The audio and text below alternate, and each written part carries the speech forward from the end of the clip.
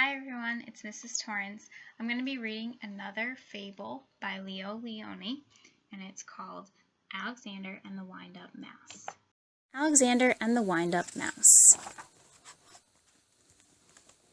Help! Help! A mouse! There was a scream, then a crash. Cups, saucers, and spoons were flying in all directions. Alexander ran for his hole as fast as his little legs would carry him. All he wanted was a few crumbs, and yet every time they saw him, they would scream for help or chase him with a broom. One day, when there was no one in the house, Alexander heard a squeak in Annie's room. He sneaked in, and what did he see? Another mouse? But not an ordinary mouse like himself. Instead of legs, it had two little wheels, and on its back there was a key. "Who are you?"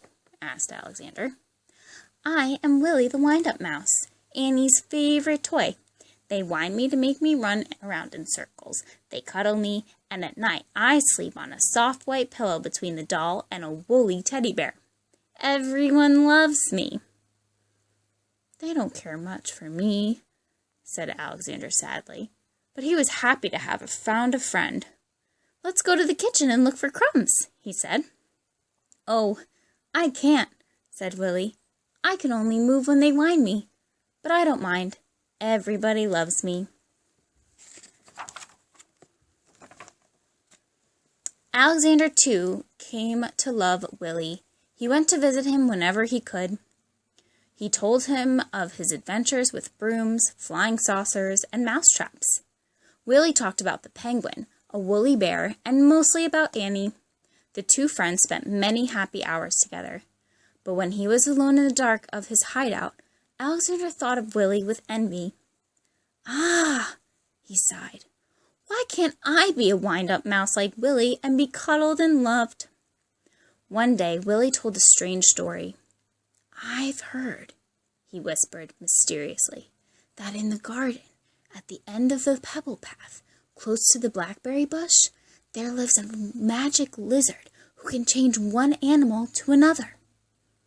"Do you mean," said Alexander, "that he could change me into a wind-up mouse like you?"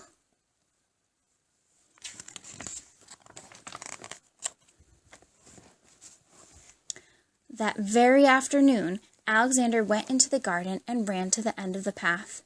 "Lizard, lizard," he whispered, and suddenly there stood before him, full of colors of flowers and butterflies, a large lizard. "Is it true that you can change me into a wind-up mouse?" asked Alexander in a quivering voice. "When the moon is round," said the lizard, "bring me a purple pebble." For days and days, Alexander searched the garden for a purple pebble. In vain. He found yellow pebbles and blue pebbles and green pebbles, but not one tiny purple pebble.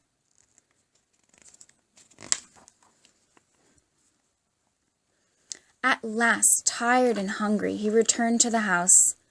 In a corner of the pantry, he saw a box full of old toys, and there, between the blocks and broken dolls, was Willie. "What happened?" said Alexander, surprised. Willie told him a sad story. It had been Annie's birthday. There had been a party, and everyone had brought a gift. "The next day," Willie sighed, "many of the old toys were dumped in this box. We will all be thrown away." Alexander was almost in tears. "Poor, poor Willie," he thought. But then suddenly something caught his eye. Could it really be? Yes, it was. It was a little purple pebble. All excited, he ran to the garden, the precious pebble tight in his arms. There was a full moon. Out of breath, Alexander stopped nearby the blackberry bush.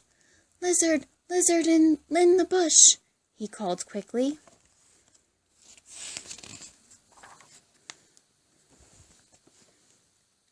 The leaves rustled, and there stood the lizard. "The moon is round, the pebble found," said the lizard. "Who or what do you wish to be?" "I want to be—" Alexander stopped. Then suddenly he said, "Lizard, lizard, Could you change Willie into a mouse like me? The lizard blinked. There was a blinding light, and then all was quiet. The purple pebble was gone. Alexander ran back to the house as fast as he could. The box was there, but alas, it was empty. Too late, he thought, and with a heavy heart he went to his hole in the baseboard. Something squeaked. Cautiously, Alexander moved closer to the hole. There was a mouse inside. "Who are you?" said Alexander, a little frightened. "My name is Willie," said the mouse. "Willie!" cried Alexander. The lizard did it!" He hugged Willie, and then they ran to the garden path, and there they danced until dawn. In Alexander and the Wind-Up Mouse, Alexander wanted to be just like Willie. But when he was finally able to make a wish, he changed his mind. Why do you think he did that?